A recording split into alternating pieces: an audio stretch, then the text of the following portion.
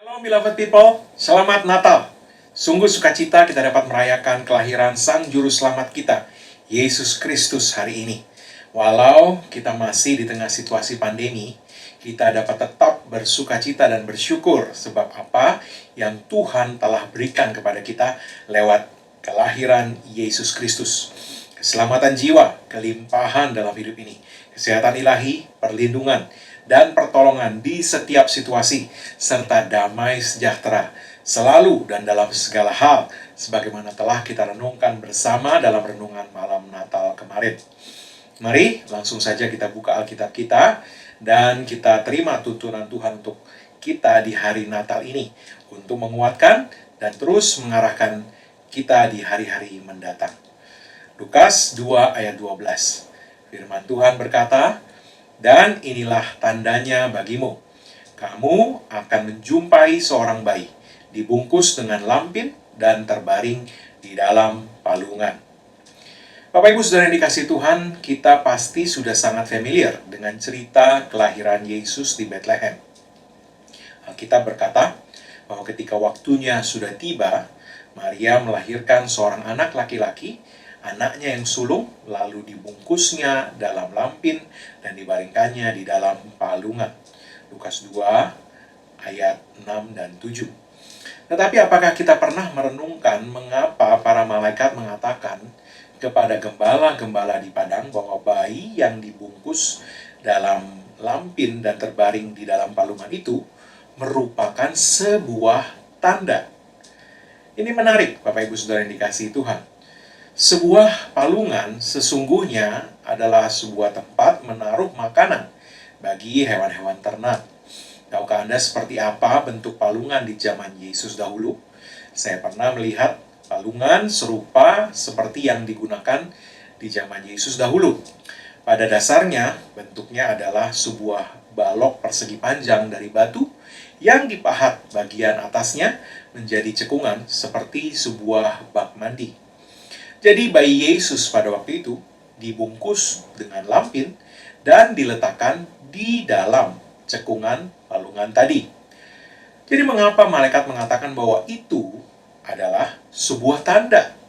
Karena jika Anda telah melihat kubur Yesus yang sudah kosong di Garden Tomb Yerusalem, Anda akan menyadari betapa miripnya tempat di mana tubuh Yesus dibaringkan dalam kubur yang dipahat di dalam gunung batu di Garden Tomb itu dengan palungan tempat dia dibaringkan saat dia lahir di Bethlehem. Alkitab mengatakan dalam Markus 15 ayat 43-46 bahwa setelah Yesus mati di salib, Yusuf dari Arimatea mengambil tubuh Yesus, membungkusnya dengan kain lenan dan membaringkan tubuh Yesus di dalam kuburan yang dipahat di dalam bukit batu tadi. Kita dapat melihat kemiripan yang sangat jelas saat lahir maupun saat dia dikuburkan. Tubuh Yesus dibungkus dengan kain dan dibaringkan di dalam sebuah batu berbentuk kotak persegi yang dipahat membentuk cekungan seperti bak mandi. Itulah yang disebut oleh malaikat tadi sebagai tanda. Tanda pada saat kelahiran Yesus itu menunjuk kepada peristiwa kematian Yesus. Apakah kita menyadari bahwa Yesus adalah satu-satunya bayi yang dilahirkan dengan satu tujuan, yaitu untuk mati demi menebus umat manusia dari dosa? Tidak ada satupun bayi lain yang lahir dengan cita-cita, kalau saya dapat katakan demikian, untuk mati demi sesuatu atau seseorang. Hanya Yesus yang demikian. Yesus sendiri menyadari dan mengatakan hal ini, dan dia dengan rela melakukannya. Yohanes 6 ayat 38 mengatakan, "Sebab aku telah turun dari sorga, bukan untuk melakukan kehendakku, tetapi untuk melakukan kehendak Dia yang telah mengutus aku." Yesus melakukannya dengan sukarela, karena Dia mengasihi kita. Dan kita tahu bahwa kehendak Bapa adalah menyelamatkan kita melalui penebusan yang Yesus lakukan di kayu salib. Jadi, Yesus sangat menyadari bahwa kelahirannya memiliki satu tujuan utama, yaitu untuk mati di kayu salib demi menebus umat manusia dari dosa dan maut yang merupakan hukuman dosa. Dan Yesus dengan sepenuh hati, dengan penuh kasih, dan dengan penuh kerelaan, menjalani kehidupannya selama 33 tahun untuk menuju satu titik, di mana dia akan mati, disalibkan di bukit Golgota, demi menebus kita dari dosa dan hukumannya. Begitu Anda menyadari hal ini, Anda akan menyadari betapa Allah Bapa sangat mengasihi Anda. Anda akan menyadari bahwa Bapa menyerahkan anaknya yang sangat dikasihinya untuk satu tujuan itu, yaitu supaya anaknya dengan kerelaan hatinya sendiri datang untuk mati bagi dosa Anda dan saya.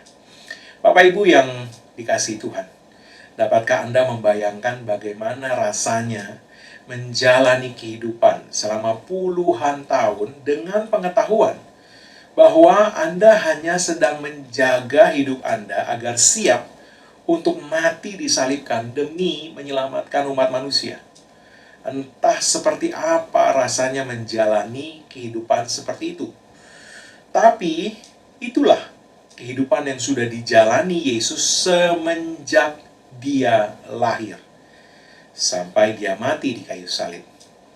Biarlah kita selalu mengingat dan menyadari setiap kali kita merayakan Natal, bahwa Natal yang kita rayakan itu adalah hari kelahiran satu-satunya pribadi yang lahir untuk menjalani hidupnya menuju satu tujuan, yaitu dengan rela menyerahkan nyawanya disalibkan di bukit Golgota. Yesus lahir untuk menyerahkan dirinya sebagai korban agar kita dapat hidup dan menikmati kehidupan dalam kelimpahan hari ini. Haleluya. Yohanes 10 ayat 28 sampai 30, Yesus mengatakan, "Dan aku memberikan hidup yang kekal kepada mereka, dan mereka pasti tidak akan binasa sampai selama-lamanya, dan seorang pun tidak akan merebut mereka dari tanganku. Bapakku yang memberikan mereka kepadaku lebih besar daripada siapapun, dan seorang pun tidak dapat merebut mereka dari tangan Bapa."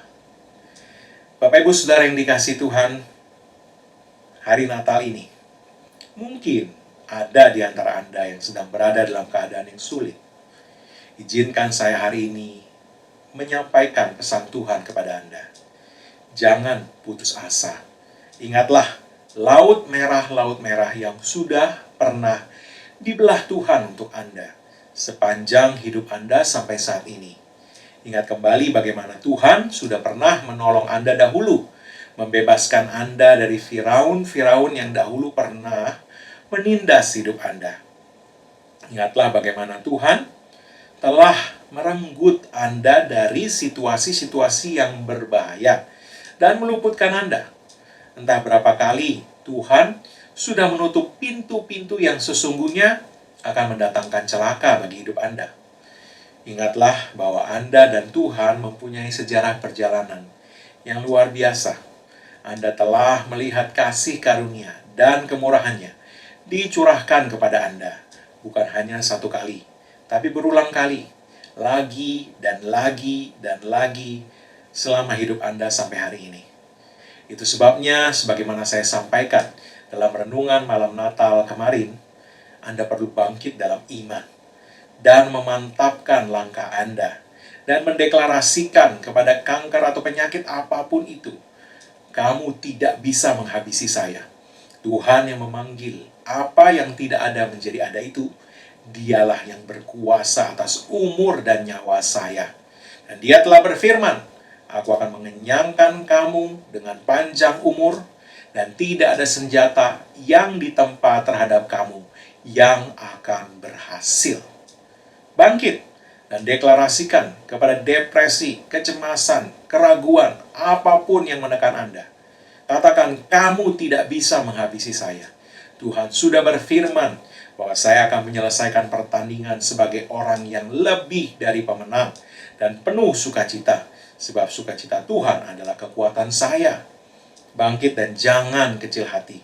Karena ada orang yang berusaha menjatuhkan Anda atau memfitnah Anda.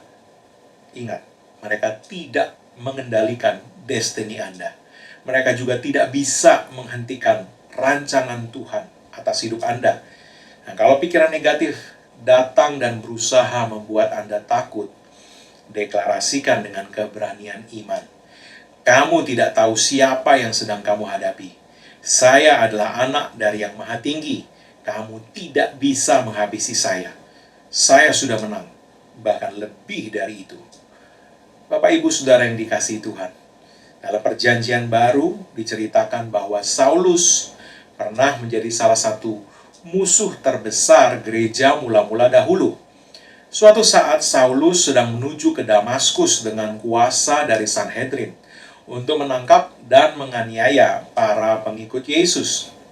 Namun, para pengikut Yesus, orang-orang percaya di Damaskus tidak mengetahui akan hal itu. Mereka tidak mengetahui bahwa Saulus sedang dalam perjalanan untuk menangkap dan menganiaya mereka dan menimbulkan banyak penderitaan dan kesusahan bagi mereka. Mereka tidak mengetahui satu pun dari hal-hal itu.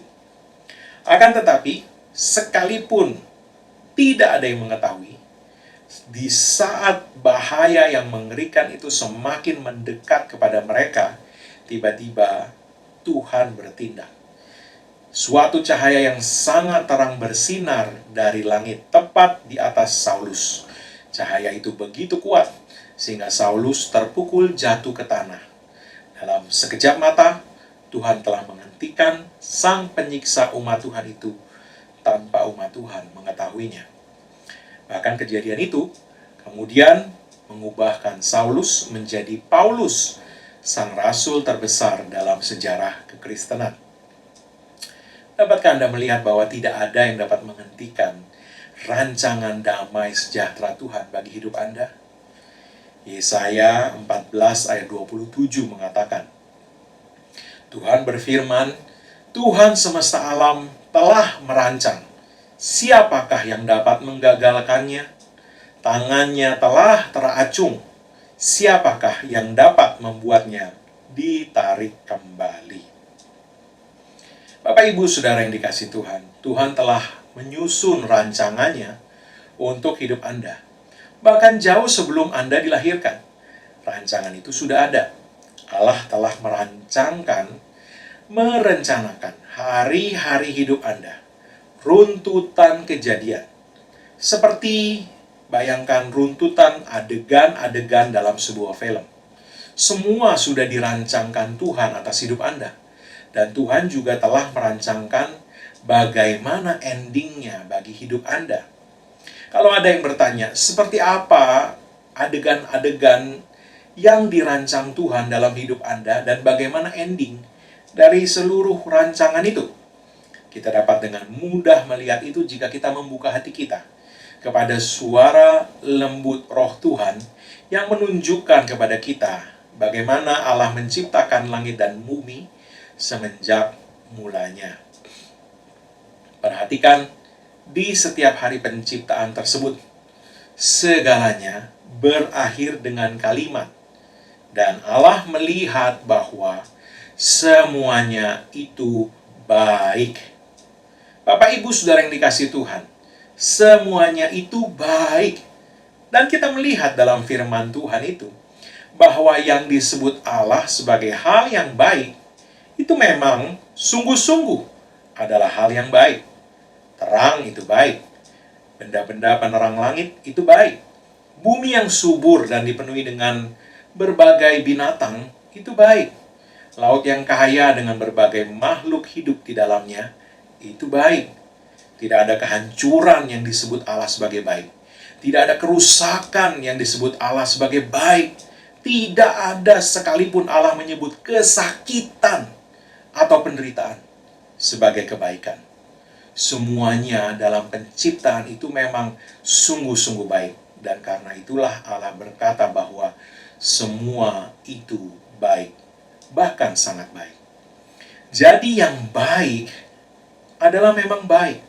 Dan semua yang tidak baik bukanlah berasal dari Tuhan.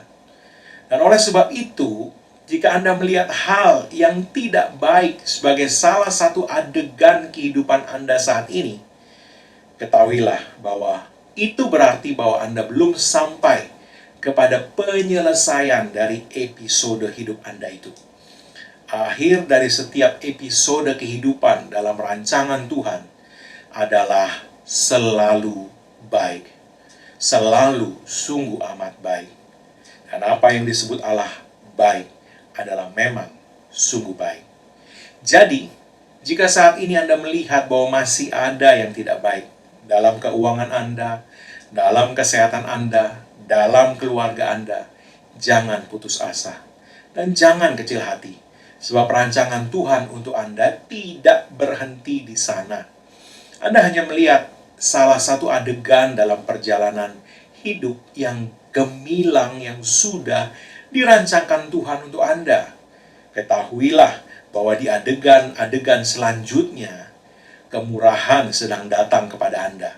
Terobosan sedang datang kepada Anda.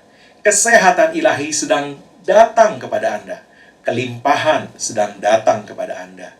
Dan bahkan lebih lagi dari itu, Yesaya 14 ayat 27 tadi mengatakan bahwa ketika Tuhan semesta alam telah merancang, tidak ada yang dapat menggagalkannya. Jadi, ketika firman Tuhan berkata, Tuhan semesta alam telah merancang, siapakah yang dapat menggagalkannya? Sesungguhnya Tuhan sedang berkata, Akulah Allah yang maha kuasa, pencipta alam semesta. Aku telah merancang seluruh hidupmu sampai pada akhirnya. Tunjukkan kepadaku siapa yang mempunyai kuasa, yang dapat menyaingi aku, atau yang sanggup mengalahkan aku, sehingga dapat mengubah atau menghentikan rancanganku atas hidupmu. Ketahuilah, tidak ada seorang pun, tidak ada sesuatu pun, dan tidak ada kesusahan, situasi, atau tragedi apapun juga yang dapat mengubah rancanganku atau menghentikan aku menjalankan seluruh rencanaku yang baik atas hidupmu. Sebab akulah yang maha kuasa, yang memiliki keputusan akhir atas segala perkara. Itulah sebenarnya yang dikatakan Tuhan kepada kita. Jadi percayalah, sebagaimana Allah membuat segala rancangannya berjalan seluruhnya semenjak Yesus dilahirkan sampai kematian dan kebangkitannya dan kenaikannya. Demikian juga Allah berkuasa sepenuhnya menjalankan rancangan damai sejahteranya atas hidup Anda sepenuhnya sampai Anda melihat sebagaimana Dia firmankan bahwa semuanya itu baik, bahkan sungguh amat baik. Bayangkan sejenak, Yesus menjalankan misi untuk menghancurkan iblis dan segala pekerjaannya. Dari penindasannya terhadap umat manusia, betapa iblis akan melakukan segala-galanya di dalam kemampuannya untuk mencoba menghentikan Yesus. Tapi berhasilkah iblis? Tidak. Ingat, iblis akan melakukan jauh lebih banyak untuk menghentikan rancangan Allah terhadap Yesus daripada kepada siapapun juga di muka bumi ini. Jika iblis tidak berhasil menghentikan rancangan itu, dan Yesus berhasil melaksanakan seluruh kehendak Bapa, rancangan Bapa sepenuhnya digenapi dalam Yesus. Betapa iblis tidak akan pernah sanggup menghentikan rancangan Allah terhadap hidup Anda. Pada saatnya nanti, ketika setiap adegan dalam kehidupan Anda sudah Anda lihat, Anda akan menyadari bahwa sungguh Allah bekerja dalam segala sesuatu untuk mendatangkan kebaikan bagi Anda. Kesembuhan, kesehatan ilahi, kemenangan, keberhasilan, terobosan, promosi, kelimpahan. dan bukan sekedar bermain kata-kata dan menyebut apa yang tidak baik sebagai kebaikan. Ingat, tidak ada yang dapat menghentikan Tuhan yang Maha Kuasa dalam menjalankan rencananya.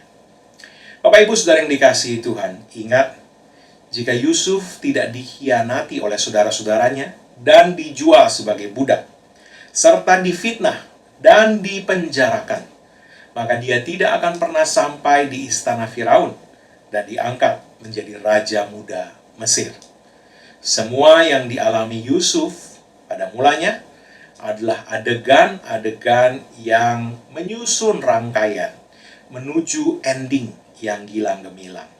Sesuatu yang kelihatannya merupakan kemunduran hari ini, sesungguhnya adalah Tuhan yang sedang menyusun strateginya di atas papan catur kehidupan menuju kemenangan skakmat Anda atas lawan-lawan Anda.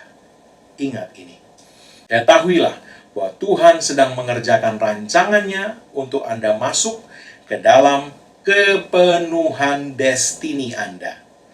Jadi, Bapak Ibu Saudara yang dikasihi Tuhan, sekalipun apa yang kelihatan saat ini belum sebagaimana yang kita harapkan, kita perlu menyadari bahwa ada hal-hal yang bahkan tidak kita ketahui yang sedang dikerjakan Tuhan di belakang layar untuk mendatangkan ledakan berkat, terobosan mukjizat, kelimpahan sukses ke dalam hidup Anda.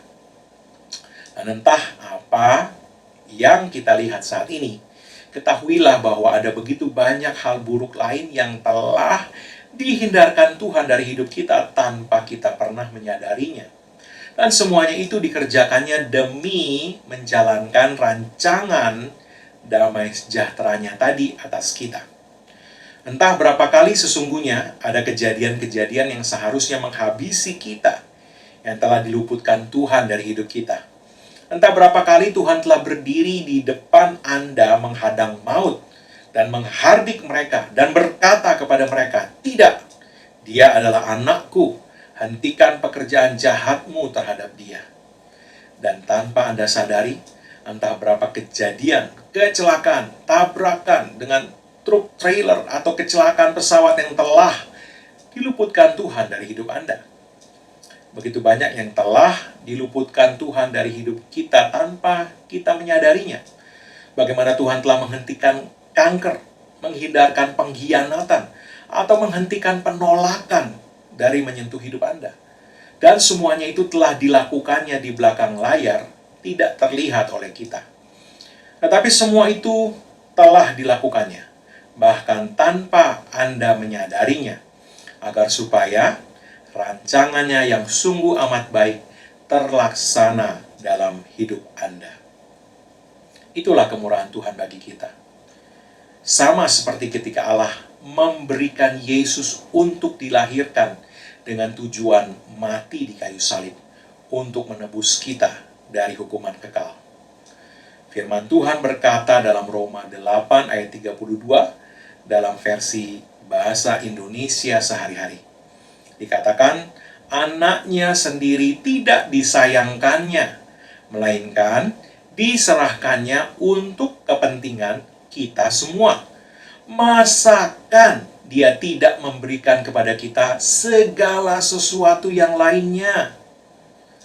Bapak Ibu Saudara yang dikasihi Tuhan, semua itu dilakukan Allah karena Allah sangat mengasihi kita dan telah merancangkan rancangan yang sungguh amat baik bagi hidup kita. Dan Dia telah berfirman, Tuhan semesta alam telah merancang, siapakah yang dapat menggagalkannya? Tangannya telah teracung, siapakah yang dapat membuatnya ditarik kembali? Bapak Ibu Saudara yang dikasihi Tuhan, mari di hari Natal ini kita bersatu hati dan berdoa. Pejamkan mata Anda, angkat kedua tangan Anda kepada Tuhan.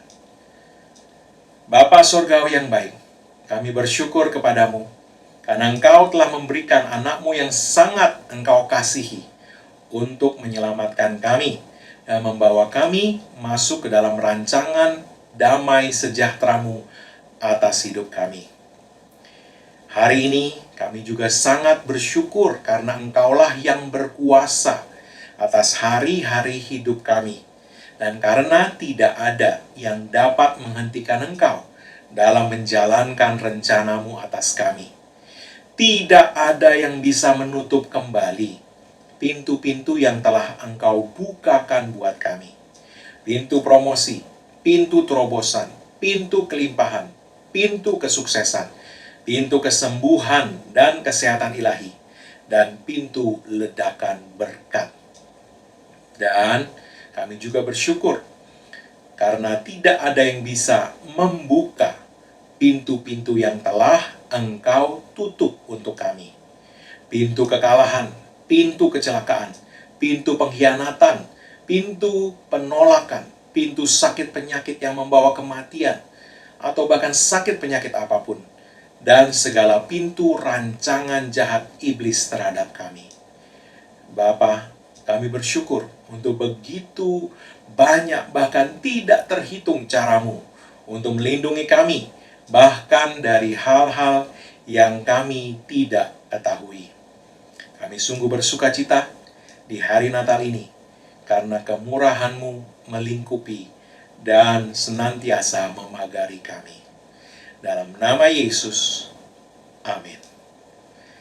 Bapak, Ibu, Saudara yang dikasihi Tuhan, izinkan saya sekali lagi mengucapkan Selamat Natal untuk Anda dan keluarga Anda. Di hari Natal ini, bersukacitalah dengan mengingat segala kebaikan Tuhan dan segala rancangan damai sejahteranya bagi Anda sekeluarga. Dan bersyukurlah kepadanya untuk penyertaannya dan perlindungannya atas Anda sekeluarga sampai hari ini. Bahkan dari hal-hal yang tidak Anda ketahui. Bahkan dari musuh-musuh yang tidak pernah Anda sadari. Dan bahwa Tuhan tidak pernah dapat dihentikan dalam menjalankan rancangan damai sejahteranya atas hidup Anda. Tuhan memberkati kita sekalian. Berkat dan sukacita Natal turun dan melimpahi kehidupan kita semua. Amin.